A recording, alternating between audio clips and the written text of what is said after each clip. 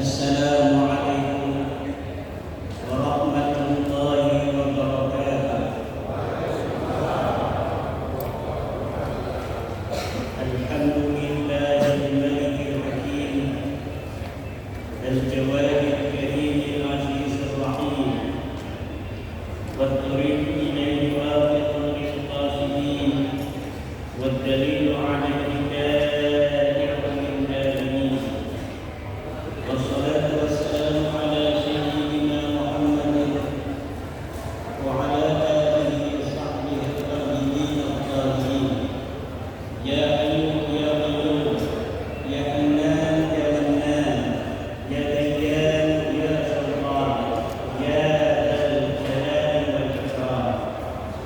Amma ba'du, ya ahbabal fadail, Ketua Umum Perjuangan Nasional Indonesia Syarif Haji Abbas bin Yaksi Al-Husaini, mata'anallah bitulil hayatih, Wakil Ketua PWI Pusat Dr. Kiai Haji Yusuf Anwar, Kesatuan kita Kiai Haji Kembali Sadili, Sayyid Tengku Muda Bari, Ketua PWI RS Provinsi Banten Kiai Haji Aan Zainuddin, Sekretaris Umum PWI RS Pusat Kiai Haji Anzen Bagus Sofiani, juga Kesatuan dari PWI RS Banten Kiai Haji Sarwan, Ketua PWI RS Lampung Kiai Haji Suparman Abdul Ghani, Kesatuan kita Kiai Hamdan Sohaimi, Kiai Ihsan Al-Bandawi, Kiai Haji Ja'far Shadiq Al-Majalengkawi, dan seluruh para undangan, seluruh para kiai, seluruh para pejuang Wali Songo Indonesia. Selamat kepada pengurus PWI RS Provinsi Banten yang baru saja dilantik. Mudah-mudahan akan semakin semangat. Sebelum dilantik, Kiai Aan Zainuddin ini semangatnya luar biasa. Ketika sudah dilantik, maka semangatnya ini harus 100 kali lipat lebih semangat dari sebelumnya. Dan pelantikan ini diadakan di Cilegon.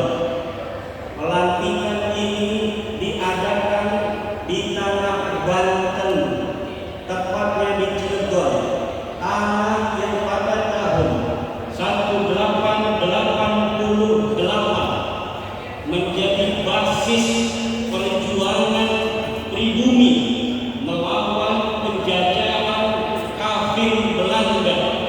Kiai Wasim, murid dari Syekh Abdul Karim At-Tamama Al-Bantani, murid daripada Syekh Nawawi At-Tamama Al-Bantani, dan seluruh kiai-kiai mereka Qadiriyah Naqsabandiyah dari Tanara, Ronjo, Resek, Tirtayasa, Ontang, Sawaluhur, Cilegon, Cigading, dan Bojonegara bersatu padu menyusun strategi rapat di Pasilia, rapat di Bendung, rapat di Pontianak, rapat di Bojonegara, rapat di Cilegon, rapat di Kaujon, Serang. Untuk apa? Untuk bersatu padu dengan masyarakat seutuhnya pada saat itu untuk melawan penjajahan kafir Belanda. Dan pada akhirnya, walaupun perjuangan Kiai Wasim belum bisa mengusir penjajah Belanda dari tanah Banten, tetapi perjuangan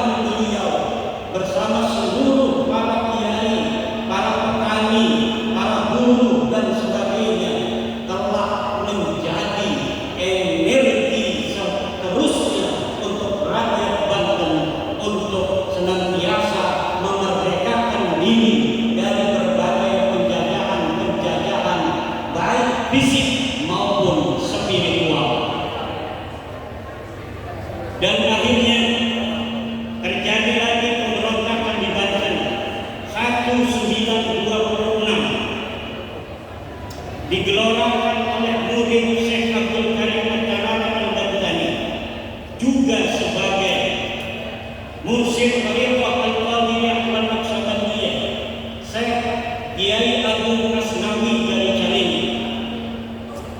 Sebelumnya, semenjak Kesultanan Banten ini dihapuskan, diserbu, dihancurkan oleh Belanda tahun 1808, maka ketika kesultanan itu sudah secara resmi tiada, otoritas keagamaan dipegang oleh para kiai, oleh para bangsawan. 1808 Kesultanan Banten itu dihancurkan. 1811 Kiai Budiman dari Pandeglang sudah memberontak pada Belanda. Kemudian diteruskan oleh Mas Jakaria yang memberontak kembali pada Belanda sampai beliau, Mas Jakaria ini, dibakar hidup-hidup di alun-alun Pandeglang. Dilanjutkan oleh keturunannya Mas Bahia, kemudian sampai seterusnya banyak pemberontakan yang dilakukan oleh masyarakat Banten kepada Belanda. Kenapa? Bagi masyarakat Banten lebih baik mati berkalang tanah daripada hidup bercermin bangkai.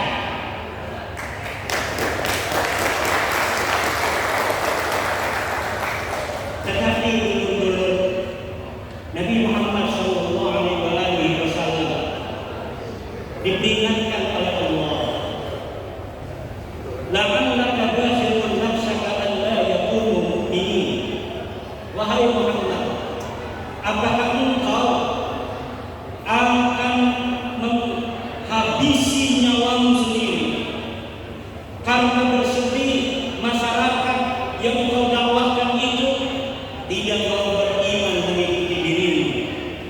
Maka kita yang berjalan salakna maslakan Nabi sallallahu alaihi wasallam juga harus seperti Nabi Muhammad. Apa itu? Bersabar di dalam berjuang, tidak kemudian undur mutungan kepada saudara-saudara kita yang belum mau berjuang bersama kita. Kadang kita mau berjuang, kita mau memerdekakan mereka, tetapi yang mau memerdekakan oleh kita ini kemudian melarang mereka yang memusuhi kita. Maka jangan sampai dari situ kemudian kita menjadi putus asa. Seperti Nabi Muhammad SAW tidak pernah berputus asa ketika keluarga beliau dari Bani Quraisy, dari Bani Abdul Muttalib, bahkan ada yang belum mau masuk Islam. Bahkan pamannya yang tercinta Abbas ibnu Abdul Muttalib itu sampai perang Badar masih perang di barisan orang-orang kafir. Bahkan menantunya Rasulullah masih perang di barisan orang-orang kafir pada saat perang Badar. Tapi Rasulullah SAW tetaplah bersabar untuk terus mengajak saudara-saudaranya untuk ini jalan yang benar, jalan itu salah, jalan inilah yang benar, dan kita harus sabar. Makanya saya tidak pernah memberikan sebuah pernyataan tentang saudara-saudara kita yang tidak atau belum sependapat dengan kita dalam perjuangan ini. Biarkan saja, toh mereka sendiri yang akan merasakan daripada manfaat dari perjuangan ini. Sejak zaman dulu, secara antropologis, masyarakat itu terbagi di dalam 4 golongan. Pertama, masyarakat itu dibagi menjadi Brahmana, orang-orang yang ahli akhirat, yang mendoakan bangsa negara. Kemudian ada kesatria, yaitu para pejuang, orang-orang yang mengerti bahwa dia sedang dijajah. Orang-orang inilah yang senantiasa berada di garis paling depan di dalam bagaimana memerdekakan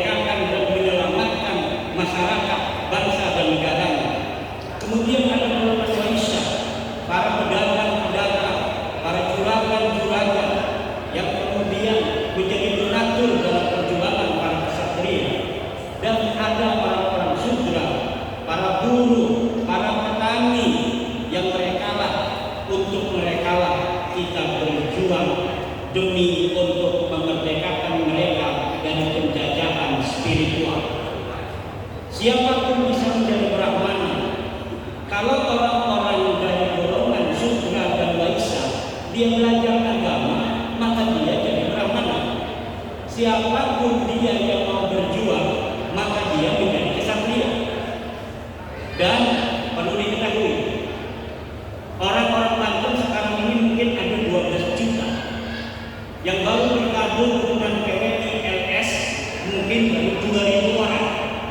Ini jangan mengecilkan hati kita, karena sejarah membuktikan bahwa setiap masa pejuang itu tidak banyak. Orang yang mengerti bahwa dirinya sedang dijajah, inilah yang memerdekakan bangsanya, dan jumlahnya dalam setiap masa tidak terlalu banyak. Dialah yang meresonansi jiwa-jiwa perjuangan kepada rakyat semesta, sehingga rakyat semesta kemudian mempunyai kesadaran yang sama dengan para pejuang itu bahwa kita sedang dijajah. Orang yang merasa dirinya sedang dijajahlah yang akan berjuang untuk memerdekakan dirinya dari penjajah. Orang yang merasa nyaman dengan keadaannya, walaupun dia hina-hina, maka dia tidak akan berjuang.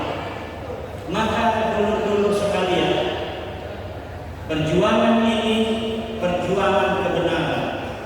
Perjuangan ini adalah perjuangan menjaga nama baik Wali Songo. Leluhur kita Wali Songo mendakwahkan Islam agar orang-orang Banten dulu yang agamanya sudah pimitan, ada yang agama Hindu, ada yang agama Kapitaya, masuk Islam.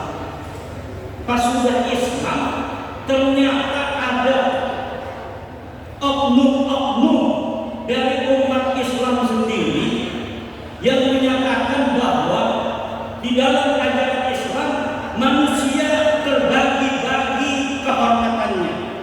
Ada manusia-manusia super yang memiliki privilege untuk dimuliakan lebih dari zatnya daripada yang lainnya, dan kita merasa bertanggung jawab. Dulu kita para Wali Songo yang mengislamkan masyarakat. Sesudah Islam, masyarakat itu dijajah. Sesudah masuk Islam, masyarakat itu kemudian diintimidasi, ditakut-takuti. Kalau ente nggak menghormatin aneh, ente nggak masuk surga. Inilah yang harus kita lawan. Ini yang harus kita berikan kepada masyarakat, bahwa Islam mengajarkan kesetaraan. Islam memandang manusia kemuliaannya adalah dari ketakwaannya. Siapa yang paling dia bertakwa, maka dialah yang paling mulia. Siapa orang yang paling tinggi ilmunya, dialah yang tinggi pangkatnya. Ba'alawi tidak begitu. Dia setiap hari lihat di YouTube ulama-ulama penceramah dari kalangan Ba'alawi, 90% isinya cuma tentang keluarganya. Ceramahnya adalah tentang bagaimana orang lain harus menghormati mereka. Ini bukan ajaran Islam, ini ajaran-ajaran setan, dan kita harus lawan. Terus kita jangan bosan untuk memberitahu kepada masyarakat bahwa apa yang mereka katakan bukan ajaran Islam. Yang mereka ceramahkan bukan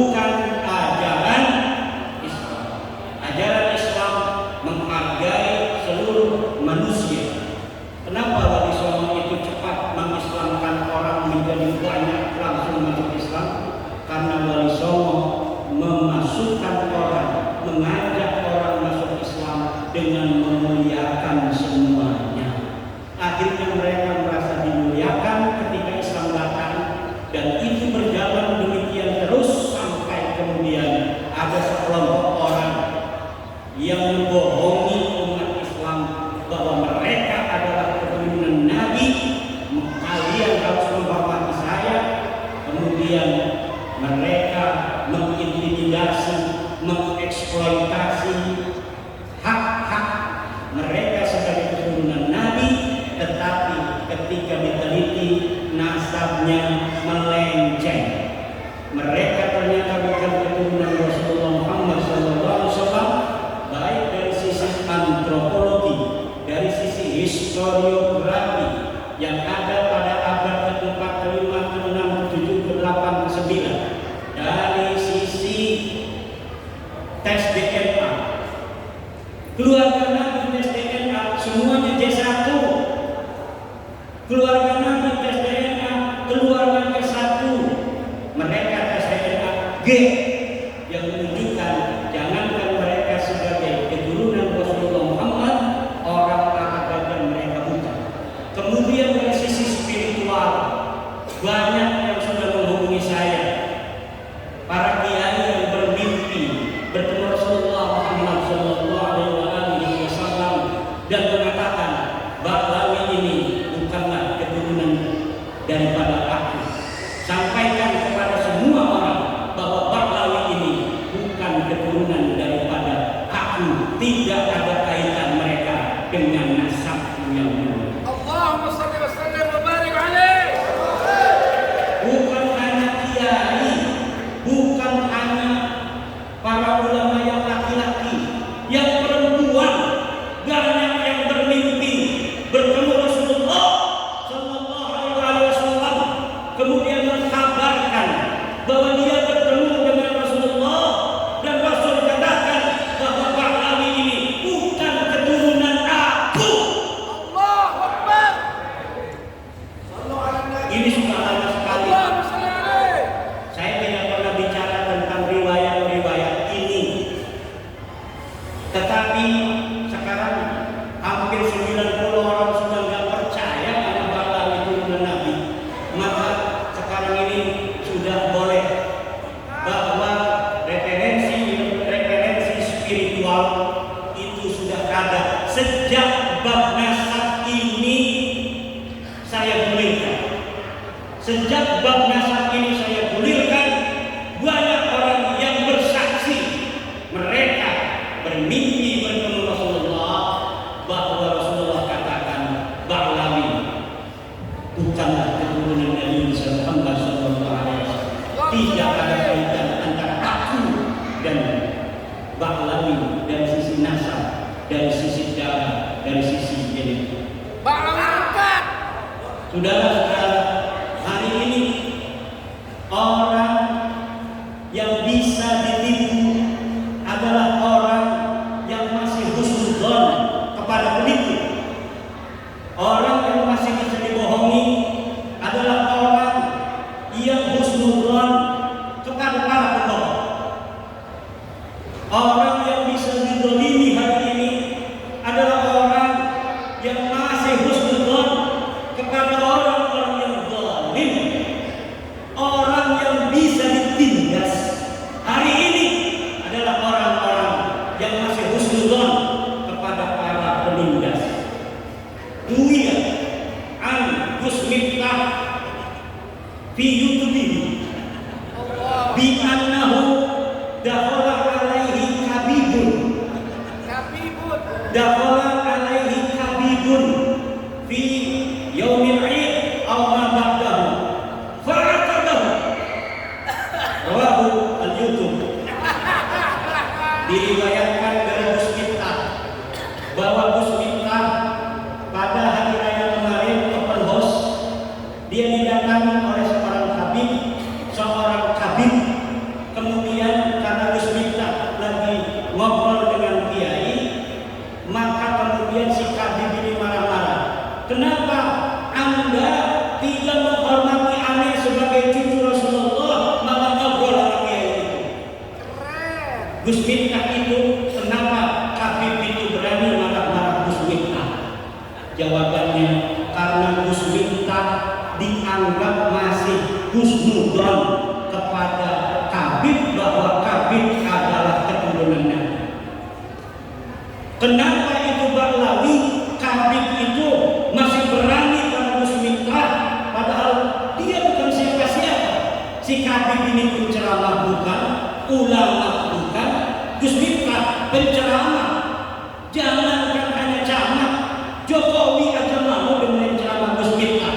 Tapi kenapa itu si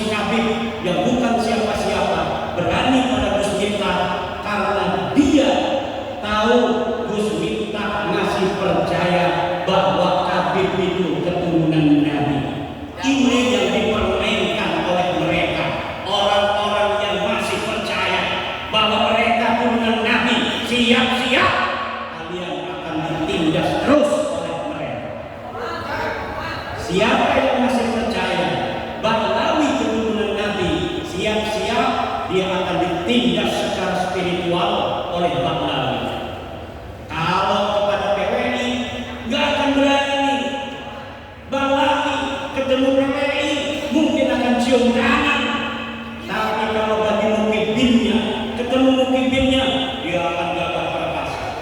Ente ngehormatin aneh, ente kagak masuk surga. Itu sama mukibin. Tapi kalau sama PWI, mereka tidak akan berani lagi. Siapa orang yang ingin selamat dari kejelekan mereka, maka hilangkan husnudzon kepada mereka bahwa mereka adalah keturunan Nabi. Siapa yang akan bertanggung jawab narasi itu? Imaduddin Usman Al-Bantani. Imaduddin Usman Al-Bantani akan bertanggung jawab secara ilmiah dunia wa ukhra bahwa Habib Bahlawi itu bukan keturunan baginda Nabi besar Muhammad sallallahu alaihi wasallam. Sedunia orang berfatwa, sedunia orang mensahihkan, mengisbat karena suatu hal bahwa Bahlawi ini keturunan baginda Nabi. Imaduddin Usman tidak akan percaya terhadap fatwa orang-orang yang mengatakan bahwa Bahlawi sahih sebagai keturunan baginda Nabi. Kami juga tidak percaya. Wa in aftal muftun, wa in aftal muftun, walaupun para ahli fatwa berfatwa bahwa Bahlawi ini keturunan Nabi, saya yakin seyakin-yakinnya, hakul yakin dunia wa ukhra bahwa mereka bukan keturunan baginda Nabi besar Muhammad sallallahu alaihi wasallam. Saya mempertanggungjawabkan itu dunia dan akhirat.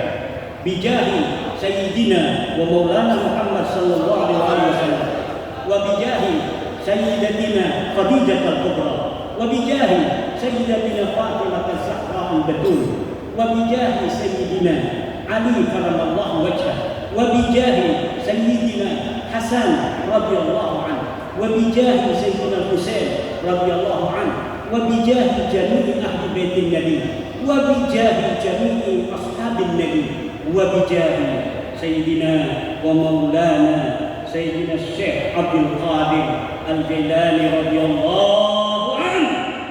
Ya Sayyidina Syekh Abdul Qadir Al-Jilani, ya Sayyidina Syekh Abdul Qadir Al-Jilani, ya Sayyidina Syekh Abdul Qadir Al-Jilani, ya Allah, kami meminta dengan barokah pangkat manzilah Syekh Abdul Qadir Al-Jilani di hadapanmu, merdekakanlah bangsa kami, umat Islam kami, dan ulama kami dari kebijakan, dari kesesatan orang-orang yang mengaku sebagai keturunan baginda Nabi, padahal mereka bukanlah keturunan baginda Nabi Muhammad sallallahu alaihi wasallam.